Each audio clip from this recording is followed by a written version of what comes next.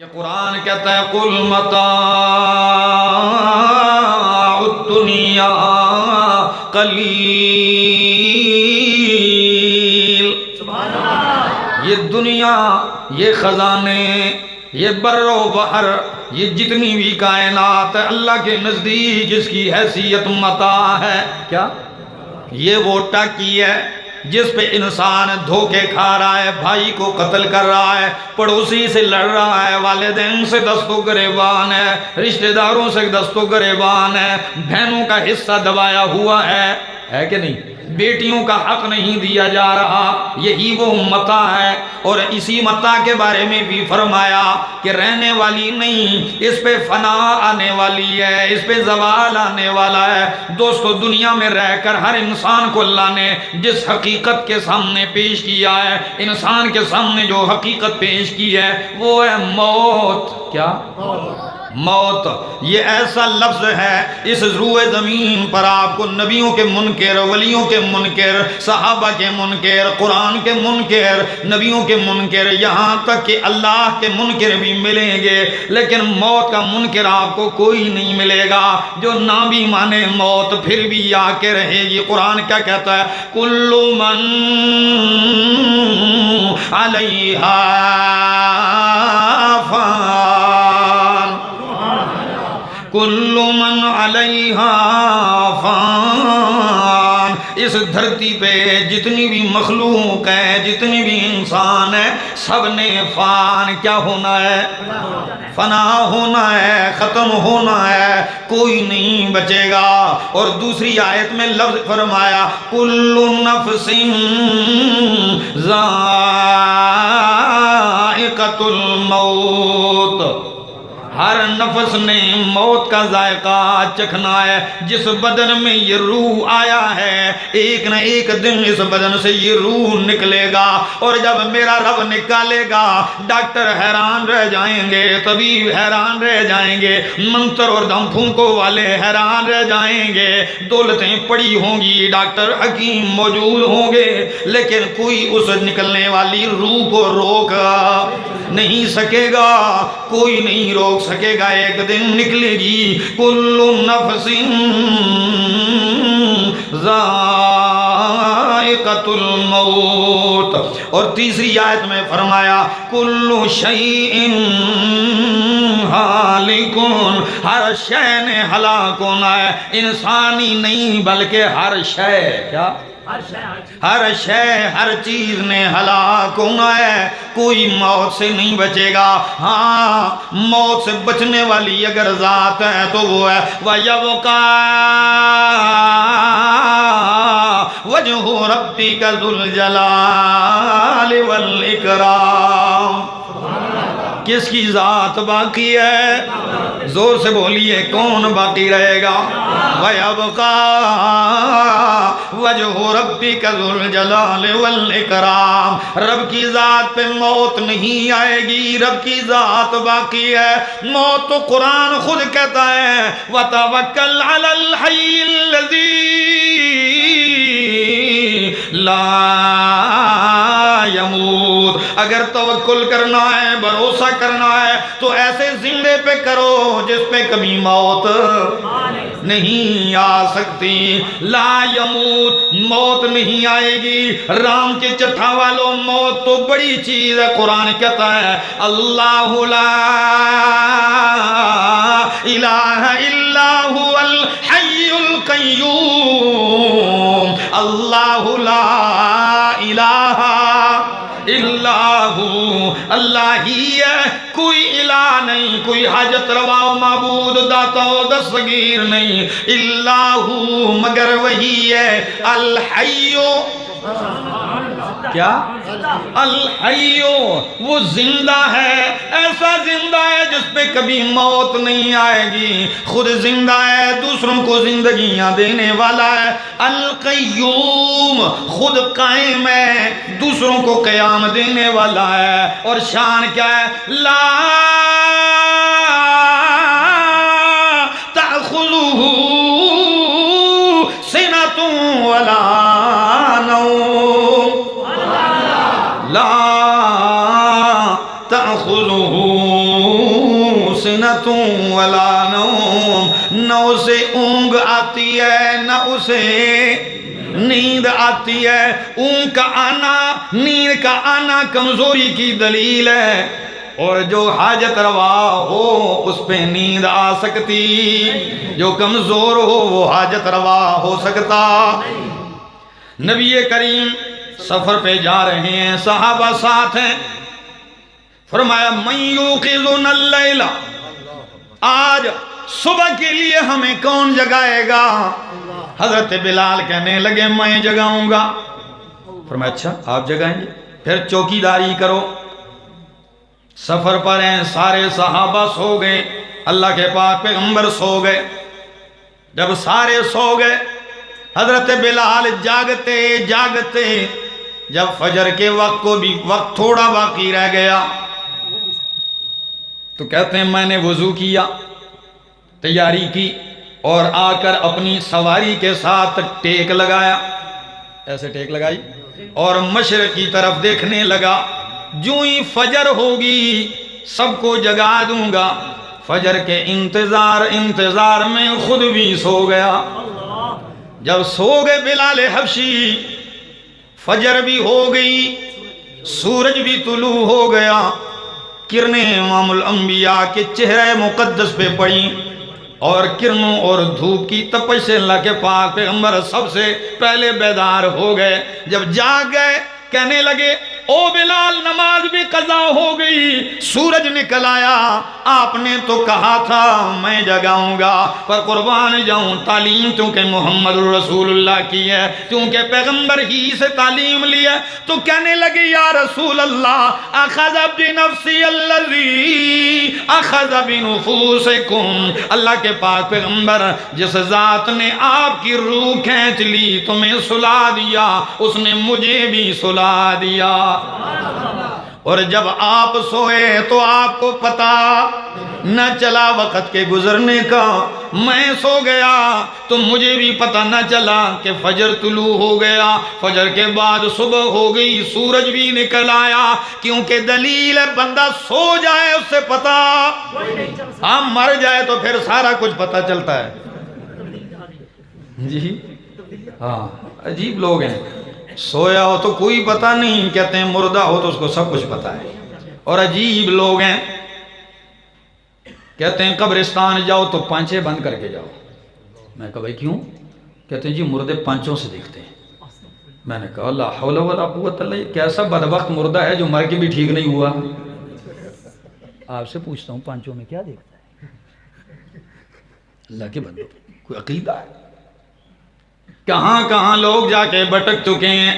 تو بات کر رہا تھا دنیا کے زوال کو مالک کائنات نے بیان کیا کہ وَيَبْقَى وَجْهُ رَبِّكَ ذُو الْجَلَالِ وَالْإِكْرَامِ، کس کی ذات باقی؟ اللہ کی ذات باقی، اس کے سوا کوئی نہیں رہے گا۔ مت کے کوئی سوچے میں حسین ہوں بچ جاؤں گا، میں نیک ہوں بچ جاؤں گا، ولی ہوں، عالم ہوں، محدث ہوں بچ جاؤں گا، بادشاہ ہوں، گدا ہوں بچ جائے گا۔ نہیں نہیں، یا کوئی نہیں رہے گا، یا تو کیا، یا تو نبیوں کے امام بھی نہیں رہے، موت ان پہ بھی آئی ہے۔ قرآن کہتا ہے انک میتون، انک میتون وانہم میتون۔ میرے پیغمبر موت آپ پر بھی آنی ہے، آپ کے دشمنوں پر بھی آنی ہے، آپ پر بھی آنی ہے، دوسروں پر بھی موت آنی ہے۔ اور واقعی وہ دن آیا، امام الانبیاء شدید بیمار ہیں، بخار ہے۔ حضرت فاروق اعظم رضی اللہ تعالیٰ عنہ آئے، امام الانبیاء کے ماتھے مبارک پر پٹی باندھی ہوئی ہے، پٹی کے اوپر ہاتھ رکھا، فرمایا اللہ کے پاک پیغمبر ہاتھ نہیں رکھا جا سکتا، اتنا شدید بخار ہے۔ امام بخاری حدیث نقل کرتے ہیں، نبی کریم نے فرمایا اوکعو کما یوکع الرجلان منکم، جتنا تم میں سے دو بندوں کو بخار ہوتا ہے اتنا میں اکیلے محمد کو آج بخار ہے۔ یہ دن بھی آیا، یہ وقت بھی آیا۔ ام المومنین صدیقہ کائنات حضرت عائشہ صدیقہ بنت صدیق رضی اللہ تعالی عنہ، واقعی میں اکثر کہا کرتا ہوں کہ نبی کریم کو خوب جی بھر کے نزدیک دیکھا ہے تو یا صدیق نے یا صدیق کی بیٹی صدیقہ نے۔ اب اندازہ اس قربت کا لگائیے، فرمایا اللہ کے پاک پیغمبر میرے سینے کے ساتھ ٹیک لگائے ہوئے ہیں، میرے چھاتی کے ساتھ ٹیک لگائے ہوئے ہیں، اتنے میں میرا بھائی عبد الرحمن ابن ابی بکر داخل ہوا، اس کے ہاتھوں میں تازہ مسواک ہے۔ نبی کریم بار بار مسواک کی طرف دیکھ رہے ہیں، میں سمجھ گئی وفادار بیوی، ہوشیار بیوی خاون کے اشارے سمجھ جایا کرتی ہے، سمجھ گئی۔ میں نے کہا اللہ کے پاک پیغمبر لگتا ہے آپ کو مسواک کی چاہت ہے، طلب ہے۔ نبی کریم نے سر مبارک ہلا کے فرمایا ہاں، فوراً مسواک لی عبد الرحمن ابن ابی بکر سے۔ ام المومنین فرماتی ہیں میں نے مسواک چبایا، چبانے کے بعد دھویا نہیں، اسی طرح نبی کریم نے مجھ سے لے لیا، میرے لعاب سے تر مسواک اللہ کے پاک پیغمبر نے منہ میں ڈالا۔ یہ میری خصوصیت ہے کہ ان اللہ جمع بین ریقی و ریق رسول اللہ۔ دنیا کا آخری دن ہے، اللہ نے میرا لعاب دہن اور میرے محبوب کا لعاب دہن اکٹھا کر دیا۔ یہ محبت تھی کہ نہیں تھی؟ اندازہ تو لگائیے خاوند اور بیوی کی محبت کا اندازہ۔ مسواک کی اللہ کے پاک پیغمبر نے، اور آپ کی آنکھیں چھت مبارک کی طرف ہیں، کیا کہتے ہیں؟ لا الہ الا اللہ۔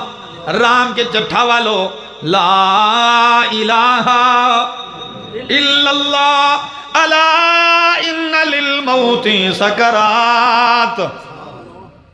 عجیب بات ہے، ایک وہ دن تھا جب آپ کی عمر 40 مبارک سال کی ہو گئی، 40 سال کی ہو گئی، تاج نبوت سجایا گیا۔ آپ نے صفا کی پہاڑی پہ یہ اعلان کیا یا ایھا الناس قولوا لا الہ الا اللہ تفلحوا۔ اے لوگوں مان جاؤ، کہہ لو کہ لا الہ الا اللہ، حاجت روا و مشکل کشا کوئی نہیں الا اللہ۔ کون ہے؟ اللہ ہے۔ آج وفات کا دن ہے، دنیا کا آخری دن ہے، فرمایا الا لا الہ الا اللہ الا ان للموت سکرات۔ آپ کو بتا دیا کہ میرے پہلے دن بھی یہی اعلان تھا کہ حاجت روا کون ہے۔ آج میرا آخری دن ہے، میں اپنے مشن سے آگے پیچھے نہیں ہوا، آج بھی وہی اعلان ہے کہ لا الہ الا اللہ۔ ہاں اس میں یہ راز بھی پنہا ہے کہ اے لوگوں، اللہ وہی ہے جس پہ موت نہ آئے، الہ وہی ہے، حاجت روا وہی ہے جس پہ موت نہ آئے۔ میں محمد پہ آج موت آ رہی ہے، یہ بھی دلیل ہے کہ حاجت روا میں نہیں، اللہ ہے۔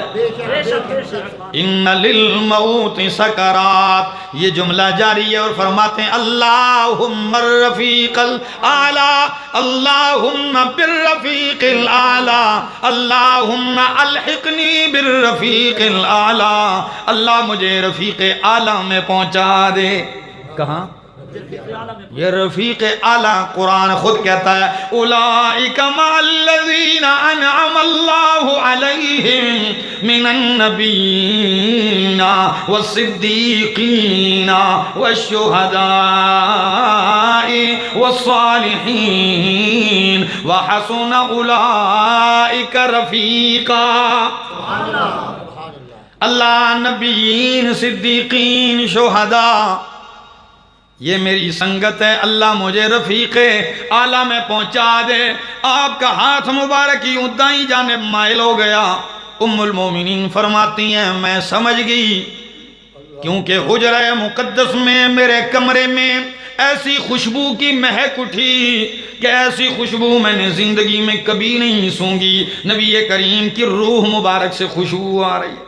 اللہ پورے کمرے میں ایک مہک اٹھی ایسی خوشبو کی, اور میں سمجھ گئی کہ نبی کریم فارق الدنیا, فارق الدنیا, دنیا چھوڑ گئے, جدا ہو گئے ہم سے. وجود مقدس پہ میں نے چادر ڈال دی. کچھ دیر کے بعد صدیق اکبر آئے. صدیق اکبر آئے, ہنگامہ برپا ہے. کوئی معمولی ہنگامہ تو نہیں ہے یہ, کسی کے گھر میں کوئی چل بسے تو کیا ہلچل ہوتی ہے. پھر صحابہ جیسے عاشق ہوں اور محمد عربی جیسا محبوب پیغمبر صلی اللہ علیہ وسلم, یہ جدائی غم یہ والا کیسے برداشت ہے. ایک عجیب ہلچل مچی. صدیق اکبر آتے ہیں, چہرہ انور سے یوں چادر اٹھاتے ہیں, دیکھتے ہیں, جبین اطہر پہ آپ کو بوسہ دیتے ہیں, اور کیا کہتے ہیں, واہ خلیلہ ہو, واہ صفیہ ہو, اے اللہ کے خلیل, اے اللہ کے چنے ہوئے. فرمایا طبت حیا و میتا, طبت حیا و میتا, میرے محبوب آپ کی زندگی بھی پاکیزہ اور آپ کی موت بھی پاکیزہ. تو موت سے بچنے والا صرف کون ہے؟ دنیا فنا ہونے والی ہے, متاع الغرور ہے, دھوکے کا سامان ہے. شاعر کہتا ہے لو کانت الدنیا تدوم لواحد لکان محمد فیہا مخلدا. اگر دنیا میں کسی نے ہمیشہ رہنا ہوتا تو اللہ کے پاک پیغمبر دنیا چھوڑ کے کبھی جاتے. موت جب انہیں آئی ہے, وہ چھوڑ کے گئے ہیں, تو میں اور آپ کیسے رہیں گے. اور یہ بھی آپ کو بتاؤں, نوح علیہ السلام کی عمر 950 سال, تو صرف انہوں نے اللہ کی توحید سنائی ہے. کتنا عرصہ؟ 950. اللہ اکبر. یہاں تو 950 سالوں میں نسلیں ختم ہو جاتی ہیں. 950 سال اللہ کی توحید سنائی, صبح شام صبح شام. لکھا ہے مفسرین نے کہ کبھی تو ایسے بھی ہوتا آپ اللہ کی توحید سناتے, پتھر برستے, آپ پتھروں میں ڈوب جاتے. اتنے پتھر مارتے لوگ, پتھروں میں ڈوب گئے, ساتھ دینے والا کوئی نہیں. جبریل آتا, پتھر ہٹاتا, آپ کی مرم پٹی کرتا, لہو لہان وجود اٹھتے. جبریل جا کے اللہ سے پوچھ, آج تو قوم نے میرا یہ حشر کر دیا, کل کیا کرنا ہے. جبریل کہتے کہ اللہ کے نبی, اللہ فرماتے ہیں کل بھی یہی کام کرنا ہے. ہر دن پوچھتے کل کیا کر, فرمایا کل بھی یہی کرنا ہے. آخر قوم سے تنگ آ کے کہتے ہیں رب انی دعوت قومی لیلا و نہارا. اللہ دن رات میں نے قوم کو تیری طرف بلایا ہے, لیکن قوم بھاگے جا رہی ہے, مانتی کوئی نہیں. اللہ موت کا وقت آ گیا, فرشتہ آیا. کسی نے جملہ لکھا ہے بڑا پیارا, فرشتے نے کیا کہا, یا اطول الانبیاء عمرا کیف وجدت الدنیا. او نبیوں میں سب سے زیادہ عمر والے پانے والے پیغمبر, نوح علیہ السلام نے سب سے زیادہ عمر پائی. یا اطول الانبیاء عمرا کیف وجدت الدنیا, اتنی لمبی عمر پانے والے نبی دنیا کو کیسے پایا. 950 سال, 1000 سال عمر, یہ کیسے پایا دنیا کو. سنیے گا جواب. کہتے ہیں وجدتھا کدار لہو بابان دخلت من احدہما وخرجت من الآخر. میں نے اتنی عمر کو ایسے پایا جیسے کہ گھر ہو, کمرہ ہو, اس کے 2 دروازے ہوں, ایک دروازے سے داخل ہوا, دوسرے دروازے سے باہر جا رہا ہوں. 1000 سال پانے والے یہ کہہ رہے ہیں, تو یہ 50 60 70 سال کی کوئی حیثیت رہتی؟ جس پہ ہم نازاں ہیں. جوان ہوں گے ابھی وقت ہے یاشی کا مزوں کا, وہ بوڑھے ہو جائیں گے توبہ کر لیں گے. کہتے ہیں کہ حالے جوانی یہ دیکھا ہی کیا ہے جی, کچھ نہیں دیکھا, کچھ دیکھ لیں گے خیر ہے, جب بوڑھے ہو جائیں گے کسی کام کاج کے نہیں رہیں گے تو پھر کھوں کھوں کرتے آ جائیں گے, توبہ کریں گے. اکثر ہم سنتے رہتے ہیں لوگوں کا, لیکن میں کہتا ہوں نا, ہاں تجھے کیا پتا ہے تجھے بڑھاپے تک مہلت ملتی ہے کہ نہیں. اگر تجھے جوانی نصیب ہو گئی ہے غنیمت جان, تیری جوانی کے سجدے بڑے قیمتی ہیں. در جوانی توبہ کردن شیوائے پیغمبری, در جوانی توبہ کردن شیوائے پیغمبری, وقت پیری گرگ ظالم میں شود پرہیزگار. جوانی میں توبہ کر نبیوں کا شیوا ہے, بڑھاپے میں تو ظالم بھیڑیا بھی نیک بن جاتا ہے. دیکھو بھائیو, جب بندہ بوڑھا ہو جائے تو اب وہ خواہشات, وہ شہوات, وہ گناہ کرنے کی صلاحیتیں ختم ہو جاتی ہیں. اب اگر وہ کہے کہ میں نہیں کرتا تو کوئی کمال نہیں, اس لیے کہ اب وہ کر بھی نہیں سکتا. جی کیا خیال ہے حافظ صاحب, ایک آدمی نابینا ہے, وہ کہے کہ جی میں غیر محرم کو نہیں دیکھتا تو یہ کوئی کمال ہے؟ اس لیے کہ اس کو نظر نہیں آتا. کمال یہ ہے کہ آنکھوں والے کہیں ہم نہیں دیکھتے. بات ٹھیک ہے کہ نہیں؟ تو جوانوں خیال کیجئے, تھوڑی سی عمر پہ مغرور متکبر نہ ہونا. تو مشو مغرور بر حلم خدا, تو مشو مغرور بر حلم خدا, دیر گیرد سخت گیرد مرتورا. اللہ کی بردباری پہ مغرور نہ ہو, وہ دیر سے پکڑتا ہے لیکن سخت پکڑتا ہے. ان بطش ربک لشدید, تیرے رب کی پکڑ سخت ہے بڑی. او وسط سلطان ہر چی خواہد آکند, او وسط سلطان ہر چی خواہد آکند, عالم را درد میں ویرا کند. وہ جہان کو لمحوں میں ویران کر سکتا ہے, ایک جھٹکے کی دیر ہے. کہاں تک بھاگے گا؟ قل ان الموت الذی تفرون منہ فانہ ملاقیکم. قرآن کہتا ہے میرے پیغمبر ان سے کہہ دیجئے تم جس موت سے بھاگتے ہو بھاگتے رہو, وہ موت خود تم سے ملاقات کرے گی. جہاں تھک جاؤ گے نا موت سامنے آ جائے گی. کہاں جا رہا ہے بھائی؟ بھاگ سکتا نہیں, بھاگ سکتا. ہاں موت آنی ہے, دھوکہ نہ کھائیے. کبھی موت کا مراقبہ کیجئے نا, رات کی کسی گھڑی میں بستر پہ آؤ تو کچھ 5-10 منٹ یہ ہلکا سا سوچ لیا کرو کہ میں مر رہا ہوں, فرشتہ آ گیا ہے, کہتا ہے تیار ہے, تو کیا حال ہوگا؟ صرف تھوڑی سی دیر اس کو سوچ لیجئے, یقین کیجئے آپ کی حالت خود بخود بہتر ہوتی جائے گی. موت کو یاد کیجئے. ہاں اللہ کے پاک پیغمبر نے فرمایا اس چیز کو یاد کرو جو لذتوں کو ختم کر دیتی ہے. وہ کیا ہے؟ الموت. موت ہے, پانی پھیر کے رکھ دیتی ہے لذتوں پر. خوشی میں کہیں ماتم ہو جائے تو کیا حال بن جاتا ہے, خوشی تباہ و برباد ہو جاتی ہے. خیر موت آنی ہے, لیکن ایسی موت آئے ایمان سلامت ہو, زبان پہ کلمہ شہادت ہو. علامہ اقبال کبھی کبھی کہتے ہیں اور کمال کر دیتے ہیں, کہتے ہیں نشان مرد مومن بتو گویا, نشان مرد مومن بتو گویا, جو مرگ آیا تبسم بر لبے اوست.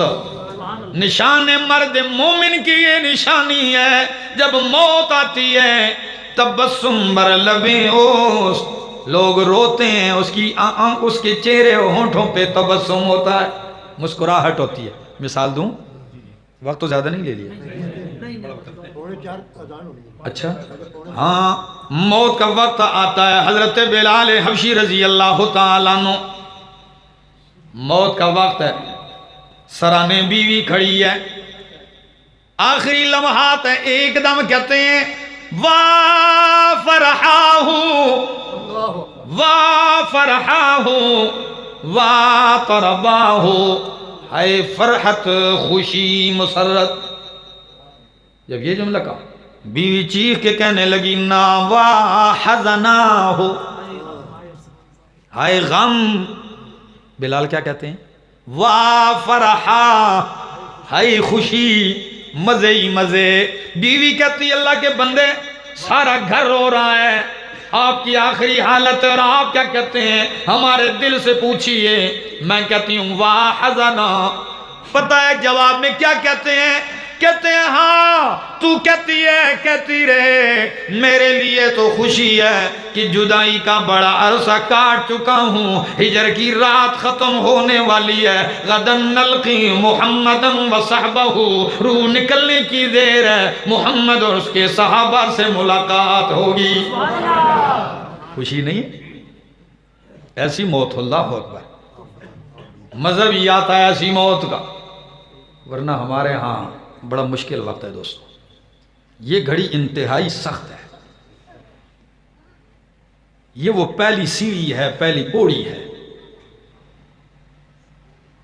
اللہ اس میں ہمارے ایمان کو سلامت رکھے. دوستو آج مجھے بڑی خوشی ہوئی، مسجد کا بہترین کام لگا ہوا ہے، آپ کی مسجد خوبصورت مسجد بن رہی ہے، کیونکہ پروگرام مسجد سے یہاں باہر ہے اور لوگوں نے بھرپور تعاون کیا ہے، مسجد بنا رہے ہیں اپنے محلے کی. اللہ تمہیں مزید توفیق دے. جس طرح اللہ کا یہ گھر سجا رہے ہو، یہ در حقیقت میں جنت میں اپنا گھر بنا رہے ہو.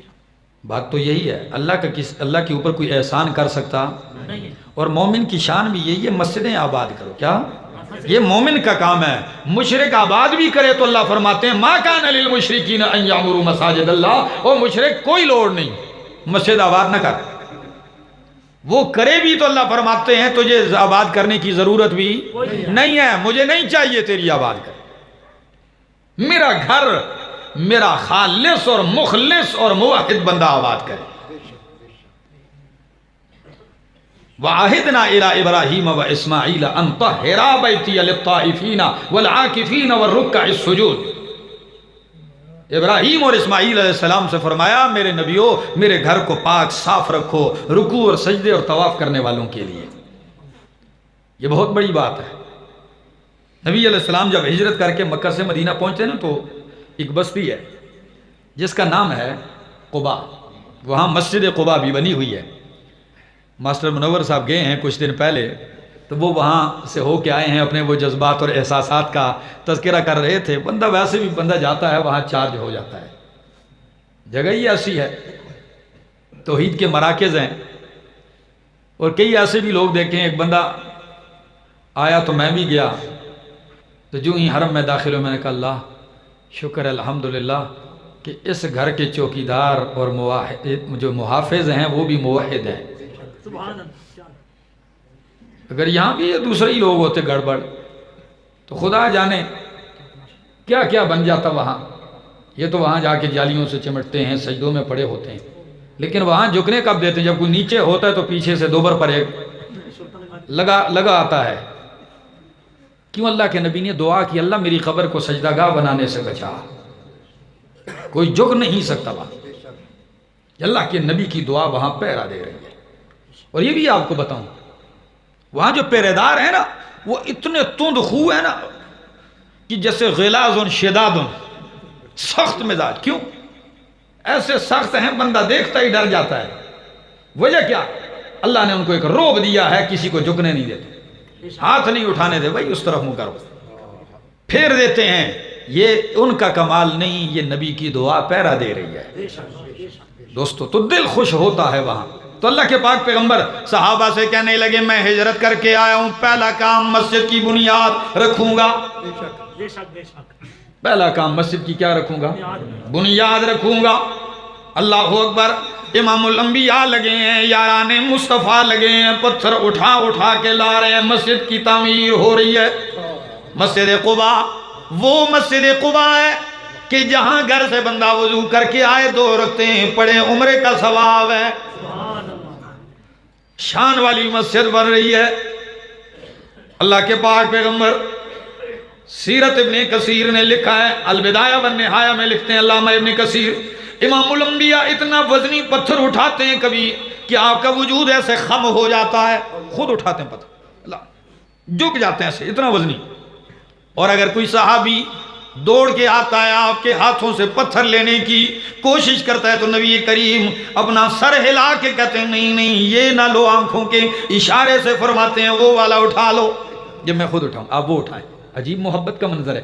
اسی منظر کو دیکھتے ہوئے شاعر رسول حضرت عبداللہ بن رواحہ رضی اللہ تعالیٰ عنہ اس منظر کو دیکھتے ہیں تو اشعار پڑھنا شروع کر دیتے ہیں، صحابہ ان کی لے میں پڑھتے ہیں ساتھ، کیا کہتے ہیں؟ کہتے ہیں قد افلح من یامر المساجد، قد افلح من یامر المساجد ویقرأ القرآن قائما وقاعدا، قد افلح من یامر المساجد وَيَقْرَأُ الْقُرْآنَ قَائِمًا وَقَاعِدًا۔ تحقیق کامیاب ہے وہ جو اللہ کے گھروں کو آباد کرتے ہیں اور کھڑے بیٹھے اللہ کا قرآن پڑھتے ہیں۔